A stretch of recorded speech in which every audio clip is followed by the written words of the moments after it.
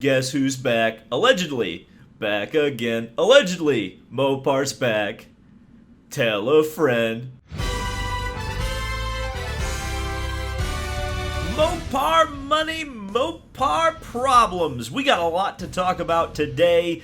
Certainly, the big news is that Steve Phelps is not confirming or denying a potential return of Dodge to NASCAR's premier series. We'll talk about that as well as Dover, one of the last independent tracks on the NASCAR circuit being sold, and more news. Let's get into it. So like we talked about yesterday, Kyle Kirkwood likely headed to AJ Foyt Racing in IndyCar, and Racer.com had a few more details on that today, reporting that Foyt will be a two-car team with Kirkwood and Dalton Kellett and Sebastian Bourdais, unfortunately, according to them, completely out of the picture. At one point, there appeared to be a chance of a third car. Maybe that has fallen apart, or maybe that will go in a different direction. We'll have to wait and see. After the Megan Thee Stallion and Draco Malfoy incident in F1 in Austin, F1 is banning celebrities from bringing their own bodyguards onto the grid. Quite honestly, good riddance. Martin Brundle, we love you. Dover has been sold. This is one of the last independent tracks on the NASCAR calendar, and according to Bob Pockrass on Twitter, it's going to SMI, which owns such amazing tracks as Texas Motor Speedway. According to Bob, Speedway Motorsports has agreed to acquire Dover Motorsports for $3.61 per share, or $3.61 per share if you're reading properly, or $131.5 million. Sale expected to close by the end of the year. Dover owns Dover and the Nashville Super Speedway. So there go the independents. Well, as long as Pocono and the Indianapolis Motor Speedway stay on the NASCAR calendar, which there will still be independent tracks on the calendar, but certainly, I've been to Dover. I went back in 2017 to the Cup race and the Xfinity race, and it's a great track. I hope that a lot of the people, a lot of the worry is that we're going to lose Dover, or Dover's going to be reconfigured. I think there's some talk that it might go to an asphalt track rather than a concrete track. I know Dale Earnhardt Jr. pushes very hard for that. But I think a lot of people are immediately speculating that once you acquire Dover, it would be a lot easier to go to the fairgrounds, because you no longer have to worry about the fairgrounds in Nashville. You no longer have to worry about an independent track owner wanting to get his share of the pie, because Speedway Motorsports will already have bought that share of the pie. I guess there's still two major track companies, but I'm gonna say this, and I'm interested to see where this ends up playing out, because I think at some point you're going to be starting to talk about like antitrust laws with NASCAR owning all the tracks. I mean, there's no discussion, but I think the fact that they merged NASCAR and ISC together, so essentially all of the NASCAR tracks that aren't owned by Speedway Motorsports, the Indianapolis Motor Speedway, or Pocono, are owned outright by NASCAR. I wonder if at some point NASCAR will try to acquire Speedway Motorsports. And if and when that happens, that'll be quite interesting, because NASCAR would own the vast majority of tracks throughout this country. But I think what it also does is allow NASCAR to have even more flexibility going forward as they continue to change and update their schedules to generate as much fan interest as possible. You've already seen fan demand for road courses brought more road courses in. Fans didn't like the 1.5 mile cookie cutters. Well, they're closing 2 of those. So, was Dover like a racetrack that people didn't like? I don't know. I thought it was pretty cool when I went there to watch a race. And oh yeah, by the way, yes, indeed, Alex Bowman has killed another track. Potentially. Allegedly. But this is the thing you probably clicked on this video for. No, it's not a typo. It's not Doge returning to NASCAR. It's Dodge returning to NASCAR. And our friend Adam Stern dropped a Stern bomb today, letting the world know what Steve Phelps said to SiriusXM's Lee Spencer on this subject. This is what Phelps had to say. It's been widely rumored that Dodge is one of those or closest to joining NASCAR. I won't confirm or deny that, but I would suggest things are progressing, or I would say that things are progressing. When we have something to announce, we will. So Steve Phelps essentially comes out and says, yeah, I've heard that Dodge, there's a lot of rumors out there that Dodge is coming to NASCAR. Not going to confirm or deny it, but things are definitely progressing.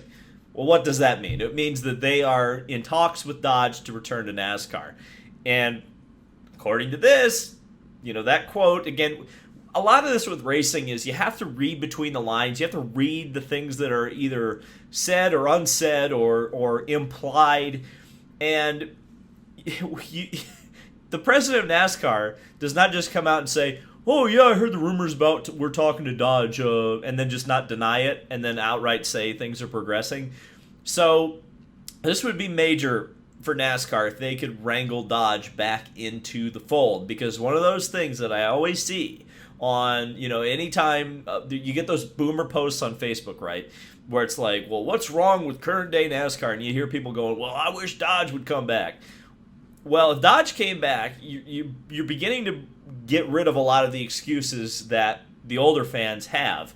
Well, that's not true. There's a lot of gimmicks still to get rid of. But having another manufacturer would do two things. Number one, it adds a tremendous amount of extra money into the sport.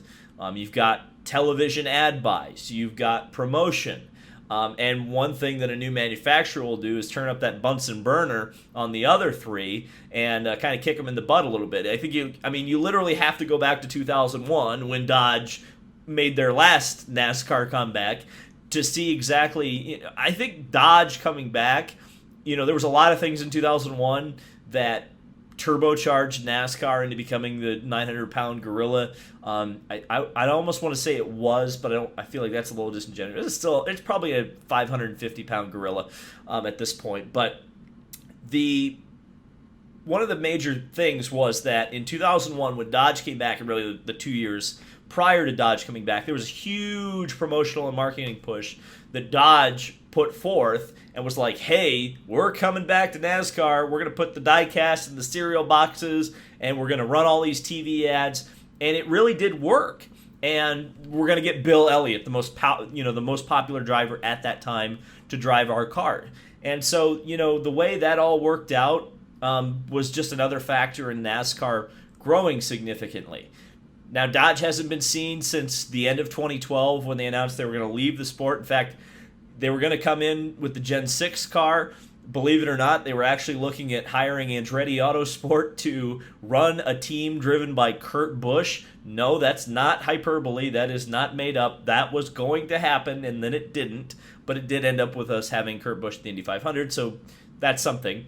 But yeah, I think having a third American manufacturer in NASCAR, having one representative from each of the big three, well, the old big three, Dodge is now Italian, but the old big three United States auto manufacturers, the recognizable names, Ford, Chevy, and Dodge, that would be exactly one of the things that I think NASCAR would really benefit at this stage in its history, because so many things are changing right now. And I think I've said this before, but I think NASCAR next year, and really next year is 2 months away. In 2 months, NASCAR is going to look, in a lot of ways, almost unrecognizable from what you saw in Phoenix. And I hope they understand that they are going to have to get some, recognizability with their old product as well to sell it going down the road. Because if they don't have these old, warm, fuzzy feelings associated with NASCAR anymore, you're going to be in trouble. If you can get the big three Detroit auto manufacturers, which it seems like they're close, that would be smart. A lot of people are speculating that Tony Stewart, possibly Roush, would be willing to go over. So that would be Stewart-Haas, and Roush would possibly be able to go over to Dodge. I do think it's interesting. I saw someone pointed this out to me on Twitter, and shout out to you, is that Tony Stewart has not announced a manufacturer for his NHRA program yet. His fiance, Leah Pruitt, has always been a pretty big Mopar person. You would think that the drag racing team would have Mopar affiliation. And then you start to think, well, we know Tony Stewart is unhappy with Ford about the Kyle Larson deal. He's made that abundantly clear. I just made like 2 videos on that. You should check them out and subscribe while you're there. Would Stewart-Haas Racing, would Tony Stewart be willing to move his team to Dodge? I think it would make sense because they've definitely been underperforming this year. And that may be the thing, being the number one at a manufacturer might be the kick in the pants that they would need. I don't know.